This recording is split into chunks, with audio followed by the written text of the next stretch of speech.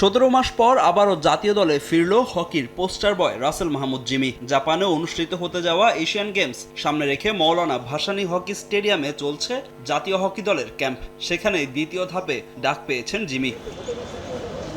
শুধু জিমি নয়, কোচের দায়িত্ব নিয়ে ভাসানী স্টেডিয়ামে ফিরেছেন জার্মান কোচ পিটার গেরহার্ড। এর আগে বিভিন্ন সময় বাংলাদেশের হকি দলের কোচ ও ডিরেক্টরের কাজ করেছিলেন এই জার্মান। তবে এবার তার লক্ষ্য একটু আলাদা। বাংলাদেশ হকি দলকে ইউরোপিয়ান মানের গড়ে তুলতে চান তিনি। বিষয়টা তার কাছে অসম্ভব মনে হলেও সম্ভব করতে চেষ্টা চালিয়ে যেতে চান গেরহার্ড।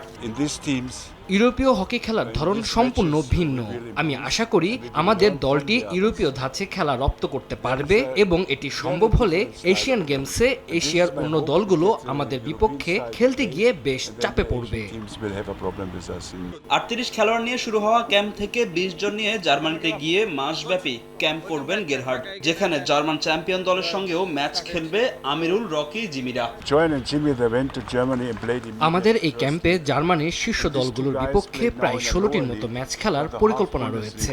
এমনকি এর মধ্যে জার্মান চ্যাম্পিয়ন দলের বিরুদ্ধেও আমরা ম্যাচ খেলব। বয়সের কারণে ফেব্রুয়ারিতে আয়োজিত হওয়া AHF কাপ থেকে বাদ পড়েছিলেন রাসেল মাহমুদ জিমি। পঞ্চম এশিয়ান গেমস খেলতে যাওয়া জিমি নিজের আন্তর্জাতিক টুর্নামেন্টের ক্যারিয়ারের ইতি টানতে চান এই আসরেই। এবারের দল নিয়েও আত্মবিশ্বাসী তিনি। 4 বছর পর পর এশিয়ান গেমস আসে, তা আমি মনে করি হয়তোবা এটাই আমার লাস্ট এশিয়ান গেমস। দল যেভাবে দেখলাম আজকে আমি প্রথম শুরু করছি, ইয়াং এবং সিনিয়র সবাই মিলে এক্সপিরিয়েন্স মিলে টিমটা আমাদের পুরো টোটাল স্কোয়াডটা আছে। আর যে ইয়াং প্লেয়ারগুলো আছে তারা অনেক ভালো প্লেয়ার। দ্রুতই দল চূড়ান্ত করে জার্মানিতে ক্যাম্প শুরু করতে চান পিটার গেরহার্ড, যেখানে অন্তত 16টি প্র্যাকটিস ম্যাচ খেলবে বাংলাদেশ হকি দল। ফাহিম ইসলাম, সময় সংবাদ, ঢাকা।